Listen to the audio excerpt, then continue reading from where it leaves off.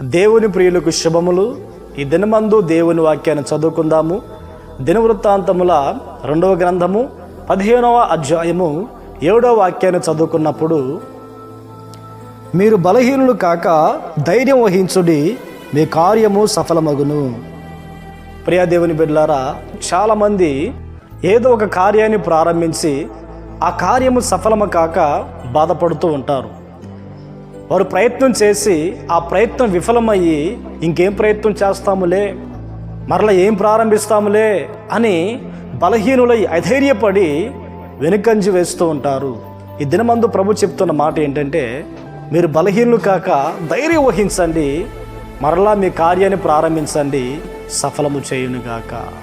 చాలామంది ఇంటి పని ప్రారంభిస్తారు, వ్యాపారం ప్రారంభిస్తారు, వారికి కలిగిన భూమిలో పంట వేస్తారు, కొంతమంది ఉద్యోగ ప్రయత్నాలు చేస్తారు.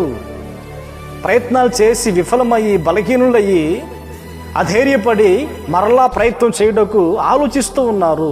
ఈ దినమంది మాటలు వింటున్న నీవు నీ కార్యాన్ని మరలా ప్రారంభించు. నీ కార్యాన్ని మరలా నువ్వు చేయగలిగితే ఆ కార్యాన్ని దేవుడు సఫలము చేస్తాడు. బలహీనత చెందాల్సిన అవసరం లేదు, అధైర్యపడాల్సిన అవసరం లేదు. ఎందుకంటే దేవుడు మన పక్షాన ఉంటాడు. ఆయన మన కార్యాలను సఫలం చేసే దేవుడు. నీ భారము యెహోవా మీద మోపుము, ఆయనే ఆదుకొనును అనే లేఖనం మనకున్నది. అతడు చేయనిదంతయు దేవుడు సఫలము చేసెను అనే మాట లేఖనము మనకు ఆధారం ఉన్నది. కార్యాలు సఫలం చేసే దేవుడు మనకున్నాడు. ఆయన నుండి విశ్వాసం ఉంచి కార్యాన్ని ప్రారంభించగలిగితే దేవుని కార్యాన్ని సఫలము చేస్తాడు. ఒక దినాన అబ్రహాము తన కుమారుడైన ఇస్సాకునకు వివాహము చేయాలని అబ్రహాము తన దగ్గర ఉన్న నమ్మకస్తుడైన పనివారిని ఎలియాజరుని ఆ వివాహ కార్యం కొరకై పంపించినప్పుడు దేవుడు అక్కడ అద్భుతమైన కార్యము చేస్తాడు. ఆ వివాహ కార్యాన్ని సఫలము చేస్తాడు దేవుడు.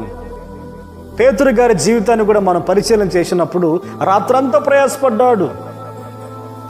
తాను చేపలు పట్టు జాలరి చేపలు విస్తారముగా పడాలని రాత్రంతా ప్రయాసపడ్డాడు. ఫలితం ఏమి లేకుండా పోయింది. ఉదయాన్నే ఆ వలలో శుభ్రం చేసుకుంటూ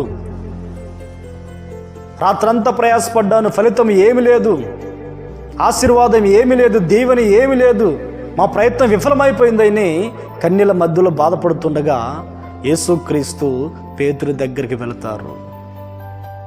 ధోని ఎక్కి లోతుకు నడిపించి కుడివైపున వలమేమి చెప్పినప్పుడు, అయ్యా రాత్రంతా మేము ప్రయాసపడ్డామయ్యా, మాకు ఫలితం ఏమీ లేదని కృంగిపోతూ బాధపడుతూ ఉండగా దేవుడు చెప్పినట్లుగా మరలా పేతురు వలవేయగా విస్తారమైన సమృద్ధి దేవుడు అనుగ్రహించి ఉన్నారు. సముద్రమంత సమృద్ధిని, చేపల్ని దేవుడు అనుగ్రహించి ఉన్నారు.